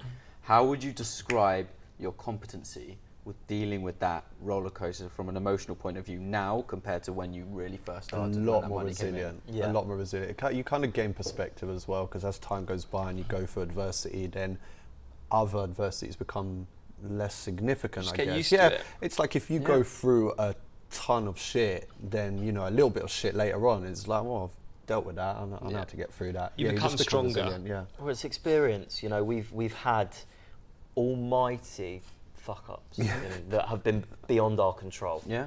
And we've weathered those storms, and that's like another notch on your belt. Yeah. I've been able to deal with that. Things that you think will be the end of your business or will make your business, if they don't happen or they do happen, usually, it isn't the end of your business and it isn't the creation of your business. But there are certain So I things think you can't keeping that control. equilibrium as well is quite important to, firstly, not get overwhelmed and excited by the big things, because sometimes they don't happen, and not get too hung up on some of the things that, drag you down, because it won't be the be all and end all, even though you think in that moment it will be. So, based on that, what advice would you give to, not even a young entrepreneur, just someone who wanted to create a business that simultaneously solves some kind of societal or environmental issue? What advice would you give? Just do it. Just go and do it. Do you know what mine would be, actually, because this is something that I've taken when I reflect, is actually perseverance. And I think that's something we've done, because what's the statistic? Something like, a lot of businesses fail after 2 years or 3 or whatever. I think And 90% of food and beverage And businesses you know what, you don't make it hear, after so 2 years. you hear this statistic all the time, like I'm sure a lot of people growing up probably do in their 20s or whatever. But when you actually do it, you realize, wow, this is fucking real. Yeah, first 2 years. But yeah, persevering is like, I think that is a massive factor into getting us to that point where we are now, where we've just persevered. Because like Ariel said, I don't think we had even close amount of time to go into all of it, but yeah, we've been through some tough situations, like really tough ones. But you've come out better for it though. Yeah. Like both But the that's what I business mean, and being you guys, like mentally, being you've able come to away from persevere through it and not being like, you know what, just pack it up. And Yeah. For me, it's also asking for advice. not being You know, afraid to ask for advice. There's been a handful, if not more, people that have contributed to our success up until this point, that if we wouldn't have met them, spoken to them, asked them for help, or just advice or something even minuscule, we may not be in the same position that we're in. So it's, don't be scared to ask people for help. It's you're not on the back foot, and you're going to learn a lot more from it. Nice. What is your plan in expanding internationally? So we're in China. We sell in You're in China. China. We're selling We're in over sort of China, Singapore, Thailand, Netherlands. Germany, Austria. But again, these are in relatively small capacities compared to what we're doing in the UK. We didn't want to spread ourselves too thin. We wanted to build the model, show that it works, show that we could build sentiment for the product, and also create a business. Yep. And then roll that out in different territories. So What does that look? So what does that look like? that looks like in the next few months, really, we're going to start taking that quite seriously. We get We get inquiries hundreds from of emails around the world, and a lot of them we can't service because we are a small team, but we are working, we work on them, obviously, and we get back to all of them, and we sort of look at how we can actually work with these people. But that's a hard part of business, because obviously scale, when you're building the UK business, is quite difficult. Yeah, hard part is turning down business when you might see pound signs, but actually some of these transactions might not be the right ones to do. And Especially for the brand. we've also been very careful to work with people who are aligned with us. Yep. Who are motivated by the same things. We qualify them quite well. Internationally for us is a huge opportunity, and something that very soon We'll definitely do. we'll be taking Exciting. more action on. Nice. All right. So we always end in these 3 closing questions. Power questions, 3 power questions. Yeah. I always forget that. So ask a question. The whole point is, don't really dwell on it. Straight from the gut. It doesn't really. You can't really do that when it's free. because whoever's last has more time to think about it. Yeah. Fuck, it's Well, fine. we'll start with you. Should we just all Collectively. shout at start the with same you. time? Just ask collectively, maybe. We'll start. All right, let's start with Perry Okay. for the first one. Oh, I've got it hard. If you could give your 20-year-old self a single piece of advice, what would it be? Don't dwell, as in just get on with whatever is. What if you've got an idea, just get on with it. Don't sit on it too long. Yeah, just kind of do things sooner rather than later. Cool. For me, it's everything's going to be all right. You're going to be fine. It's going to be all good. Mine is kind of don't dwell, but don't really dwell on the opinion of other people. Yep. Believe in yourself and just go for it. Nice. You first. What do you want your hypothetical great grandchildren to remember you for? Solving a global issue, or being part of a team that solved a global issue. I guess it's the same. Yeah. It's the same, but it's being the first. Do you know what I mean? The first to do something that's and being innovative and sort of doing something that people thought wouldn't work, and you just went with your gut and did it.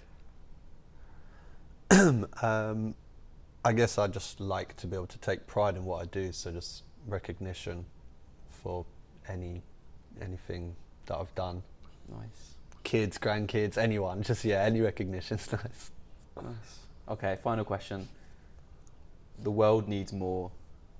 Cans. CanO Water. CanO Water. Water in cans. All right, on that note, nice. Thank you, Cheers. boys. Thank you. Thank you. Thank you. all good. Saturday night, Thank quite you. late. Thank you for giving up your time and all being all here. good. Thank you for having Thanks. us.